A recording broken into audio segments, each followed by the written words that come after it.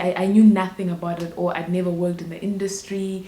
I had no experience. I didn't even have people in my immediate network who knew about this industry. So I just kind of jumped into it. I think that's probably the first mistake that I did. I just jumped into it and I was like, you know what? I'll read about it, I'll figure it out. A lot of people on social media always speak about how they just read about something and then, like they succeeded. So I just kind of read a little bit about it, and then, yeah, I pursued it and it failed. Hi everyone, welcome back to my channel. My name is Chido and this is Chido Starts Up. If this is your first time joining us, thank you so much. Please make sure to click the subscribe button at the bottom of this page. And if you're joining us again, thank you for coming through. Today we're going to be speaking about whether it makes sense for you to pursue a business idea when you have no experience in that field whatsoever. So let's get right into it. I'll start by sharing a story, and obviously this is a story about my experience. So I was just, minding my own business, looking around, keeping my ear on the ground, and I saw a business opportunity. And I felt as though this business opportunity was like super lucrative.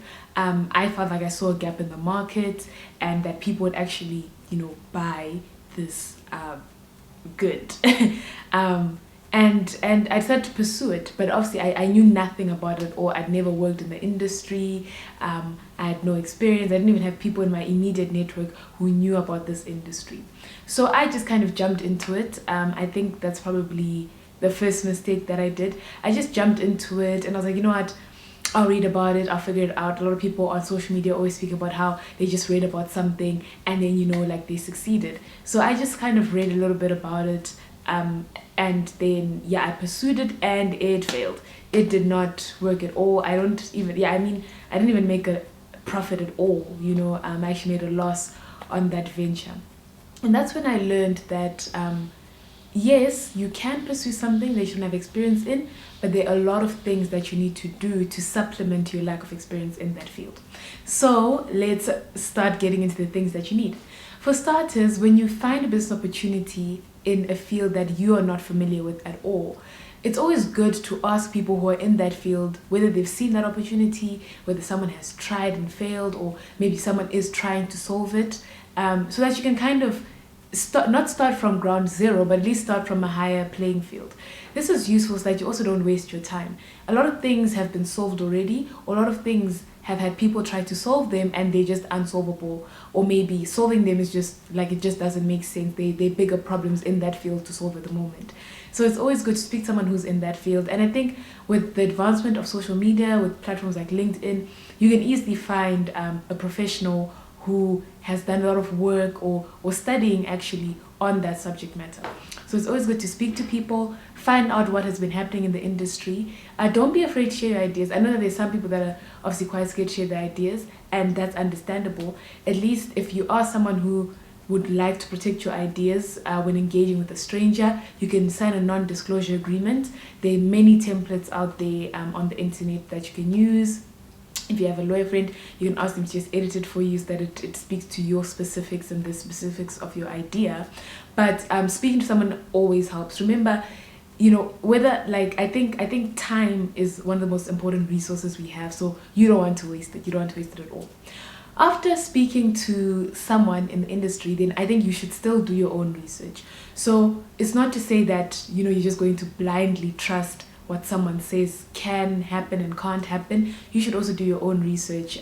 So read articles on the internet, read journal articles, because those things are largely based on empirical evidence. So they actually have people who've run tests and experiments to prove certain cases, or to try find something that can lead you to producing a better solution. So read journal articles, read articles by professionals, read blogs, just read books, read, do your own research and figure it out. Someone could tell you that, no, this idea is impossible, you can't do it, and then you read and you actually see that, no, someone else has done it and it's possible. Perhaps it's just expensive or time consuming, or it needs a bigger team, or maybe there might be some conditions that will enable it to become successful, and that person that you spoke to hadn't explored that themselves. Also, other people can be a bit jealous. I think we should never be blind to that. There may be people who may be like, this person is not even in my industry. How did they figure this out? Or how did they see this gap and I didn't? So always be wary about that. Be street smart. Just kind of, also gauge the feel of the person that you're speaking to. I think it's also kind of important that as you start engaging with people, even engaging with material, try to figure out the tone in which the person is speaking to you and the tone in which the article is being written in. Some people, perhaps they just kind of want to bash this industry, or maybe they really love the industry and everything that's happening in the industry is good to them. You still need to look at it objectively. And I think the fact that you're not in that industry, or you're not an expert in that field, really helps you to do that. So we said that the first thing you do is that you speak to someone who has been working in that industry or who's an expert in that field. Then you do your own research. After you do your own research, I think it's always important to actually try find a mentor, so someone who can walk you through things. And I think a mentor relationship, rather than just an immediate partner, is quite important, because a mentor is not really expecting anything from you. The basis of a mentor-mentee relationship, yes, of course, you guys can learn from each other, but they're already coming in knowing, okay, this person has come to me because I know more than them and I can give them some knowledge and some guidance.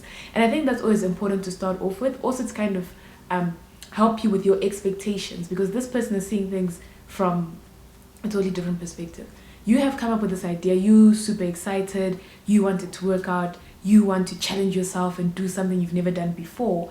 But then this mentor is also like, well, hold up, this skill may take you a year or 2 years to learn.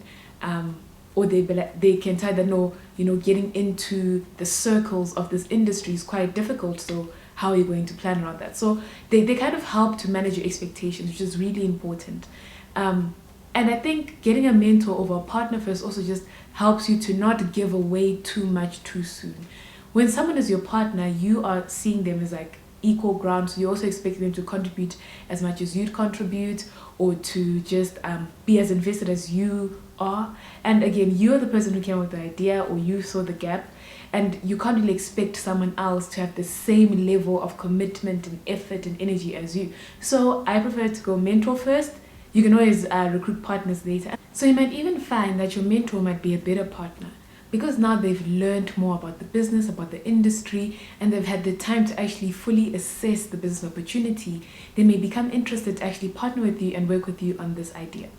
This mentor-partner relationship will also just kind of help you to understand what they can bring to the table.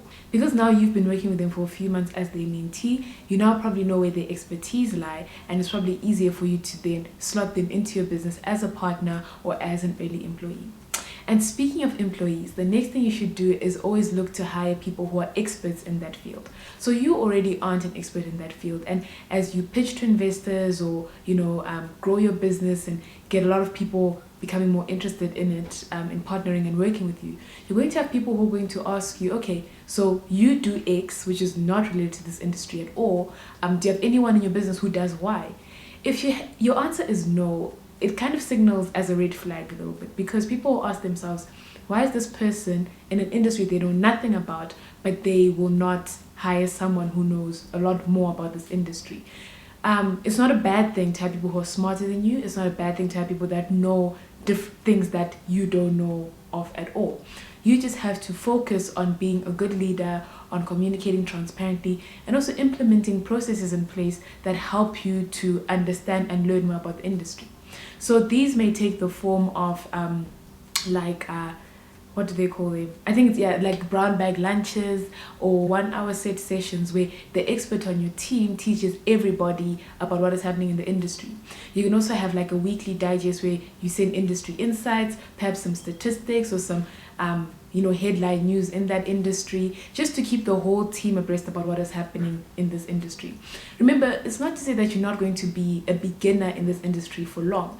Because you've chosen to invest in this industry and to learn more about it, you're actually going to know probably a lot more than other people who are not reading and actively researching and actively seeking knowledge on this industry. So make sure to hire experts, and also don't just have them hang around on your team. enable them to share their knowledge, to share what they've learned, to share what they know, to share about the industry, and to kind of bring everyone in so that when they're speaking, it's not like they're the only person who can speak on the matter. They should also be open to have people challenging them. I think the beauty of having teams of people from different fields is that people think differently, they have different experiences.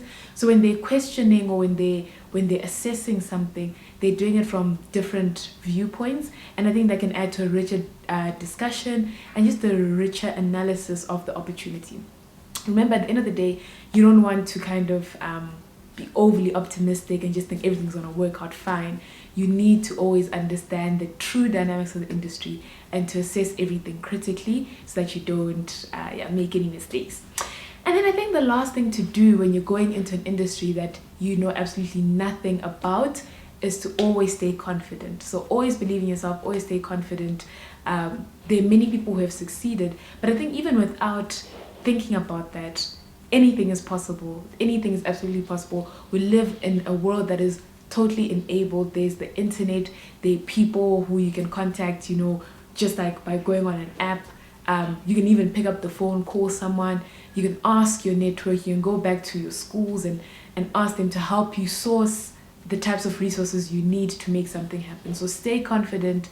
There will be times when someone asks you something and you knew nothing about it, or you didn't even know that existed in your industry. That's an opportunity to learn. So stay confident, stay working, stay open to learning, stay curious. It will definitely work out. So yeah, that's it from me for today's video. Please make sure to leave your comments in the comment section below. Like, share, and subscribe. I'll see you next time.